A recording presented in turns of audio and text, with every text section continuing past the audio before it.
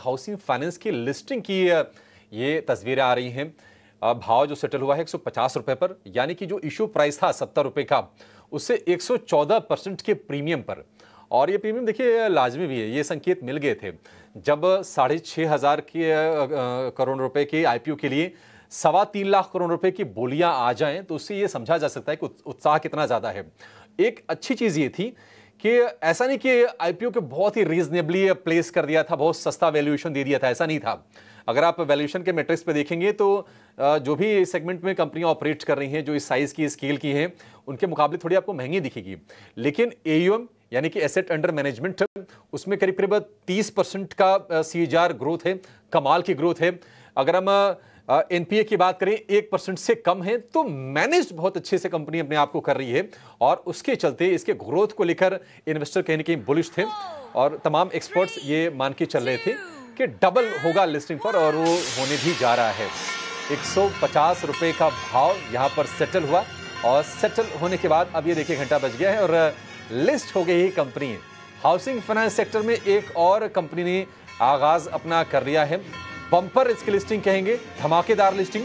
115% के प्रीमियम पर 150 रुपए प्रति शेयर पर ये सेटल हुई थी। और अब देखिए जो भाव आपको दिखेगा 153-54 रुपए का आपको भाव दिखेगा बीएसई पर। तो लिस्टिंग के बाद भी प्रॉफिट टेकिंग के कोई ऐसे इसमें संकेत नहीं दिख रहे हैं। 155 रुपए का भाव दिख रहा है, यानी कि 70 रुपए से अगर आप जोड़ेंगे तो करीब करीब रुपए के लिहाज से 80-85 रुपए का प्रीमियम इसको बाजार असाइन कर रहा है। और निवेशक हुए हैं मालामाल। बेहतरीन लिस्टिंग बजाज हाउसिंग फाइनेंस की। इसकी जो पेरेंट कंपनी हुई बजाज फाइनेंस, उनकी पोस्ट अब ये लिस्टिंग हिस्सेदारी जो हो जाएगी वो करीब करीब 88% के आसपास की हिस्सेदारी हो जाएगी, क्योंकि 11% के आसपास का स्टेक डाइल्यूट किया है बजाज हाउसिंग फाइनेंस में, जो कि बजाज हाउसिंग की 100% ये पहले सब्सिडरी थी, उसकी अब ये जाकर लिस्टिंग हुई है। आपको ये शेयर दिखेगा 125% ऊपर, 157-58 रुपए का भाव। और गौरांग शाह से हमारी बातचीत हो रही थी लिस्टिंग से पहले, उनका ये कहना था कि अगर आप लॉन्ग टर्म के अगर निवेशक हैं तो निश्चित तौर पर आप इस शेयर में बने रह सकते हैं।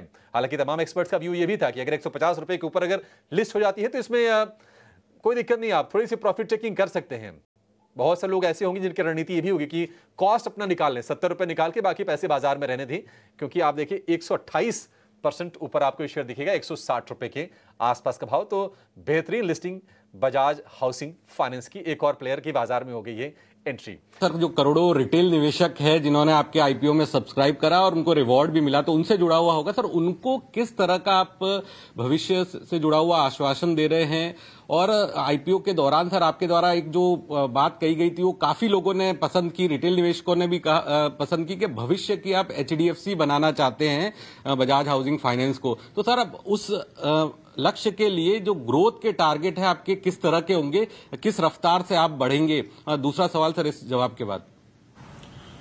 तो उसमें मैं यही बोलूंगा कि जो रिटेल शेयर होल्डर्स आए हैं, we are very grateful to them, and हमारी कोशिश यही रही है to build a high quality business going forward, and we look forward to having you with us as long-term shareholders like you have been in so many of our other companies.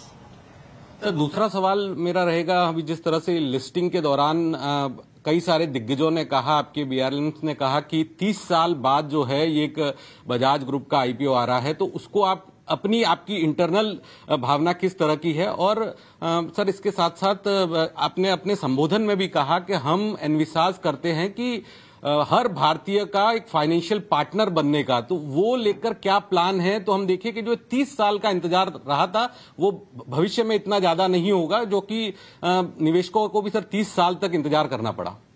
अभी भविष्य के बारे में तो क्या बात कर सकते हो, तो भविष्य में ही मालूम पड़ेगा।